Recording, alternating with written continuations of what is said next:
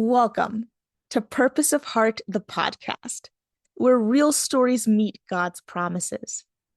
I'm Priscilla Allman, and every week we dive into powerful conversations about purpose in the pressure through caregiving, illness, grief, addiction, and more. If you've ever asked, God, where are you in this? You're in the right place. Be sure to follow the show, and let's find purpose together. Welcome to Purpose of Heart, the podcast, where we talk about walking out faith with strength, grace, and purpose. I'm your host, Priscilla Allman, and in today's episode, we are going to talk about one that meets us kind of in the everyday struggle. When emotions rise, when stress presses in, when our peace feels fragile. Proverbs 25:28 says, "Whoever has no rule over his own spirit is like a city broken down without walls." Let that image sort of sink in for a moment. A city without walls. Open, unguarded, vulnerable. That's what it feels like when we let frustration, fear, or bitterness rule instead of the Spirit of God. But here's the good news. God invites us to rebuild those walls. Not walls that shut others out, but walls that keep peace in. In biblical times, the walls around a city were its protection. They were the first line of the defense that was there against anything that came to destroy. When those walls were strong, the city thrived. But when they were torn down, enemies could just walk right in, and chaos followed. The same is with our hearts. When we don't guard our spirit, when we let anything in, when we let anger linger, when we allow worry to drive our directions and decisions, when we live on emotional autopilot, we leave ourselves unprotected. That's not condemnation, that's an invitation. God's word is saying, come, let me help you rebuild.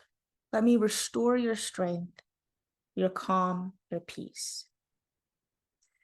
You will keep him in perfect peace whose mind is stayed on you because he trusts in you. Isaiah 26:3.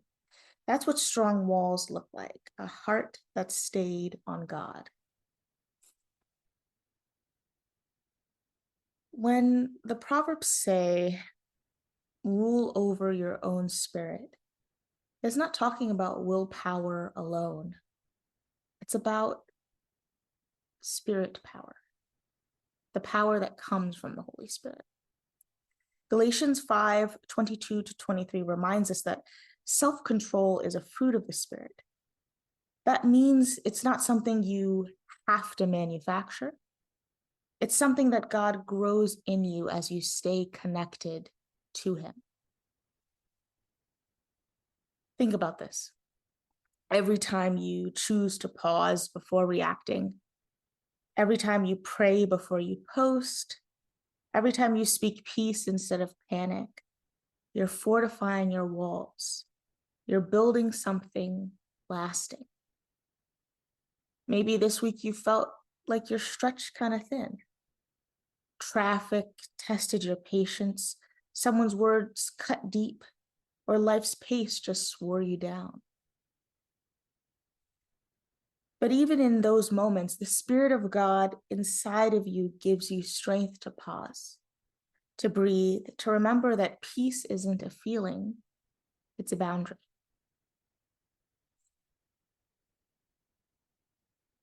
And sometimes guarding your spirit could look like walking away, closing the laptop, taking a walk, or choosing not to engage in a draining conversation. It's okay to protect your peace. Jesus did that too. Mark 1:35 tells us that Jesus often withdrew to lonely places to pray. He understood his inner world had to stay aligned before he could pour into others. How much more should we follow that same example? Let's get practical here.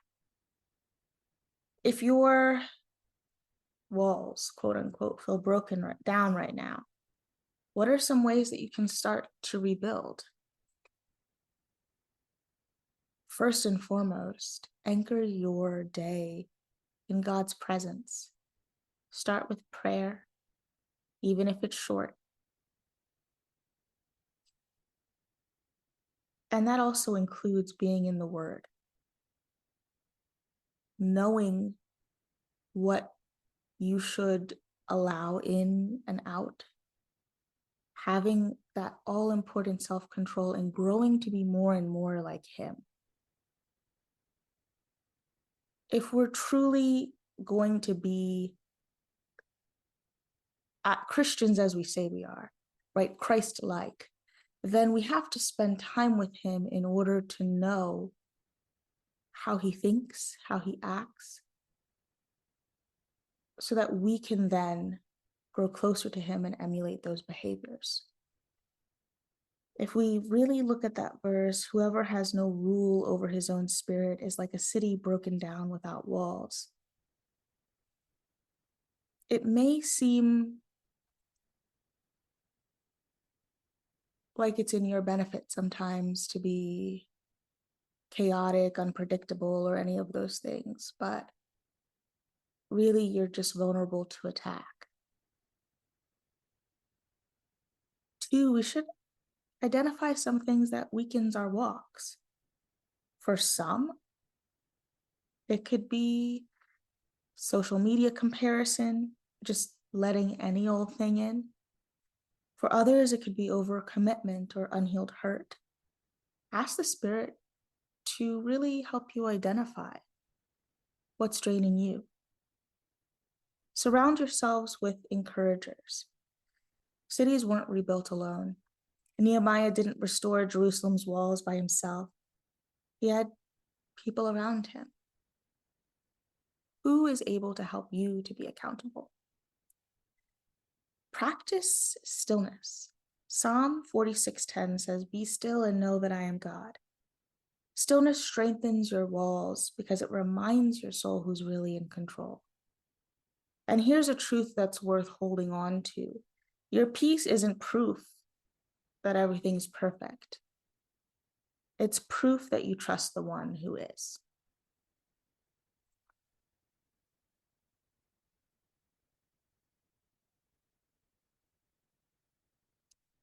Maybe you feel like that broken down city,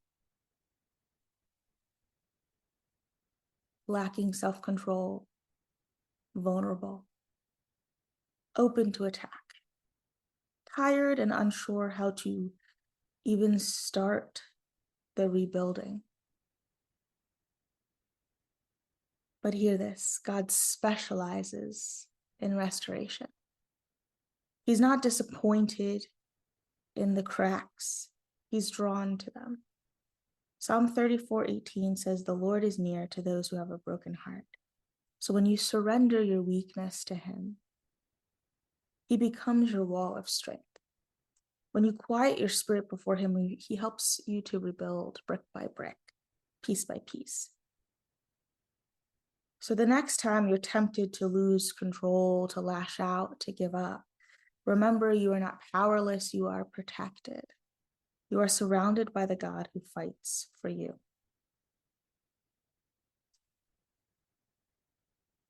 I'm going to read again Proverbs 25:28. Whoever has no rule over his own spirit is like a city broken down without walls.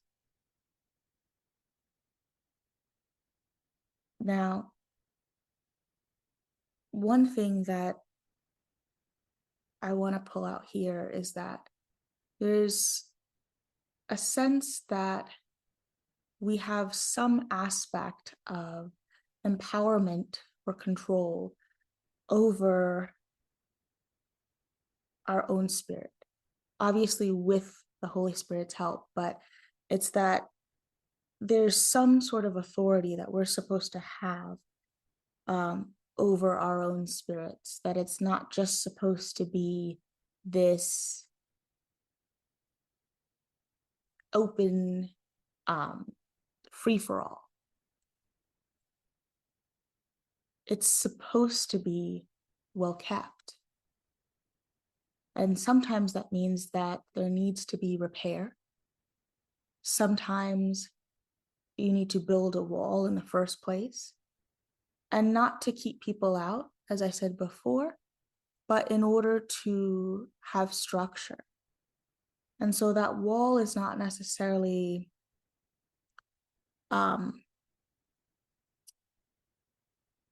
something to keep people out, but it's as a defense.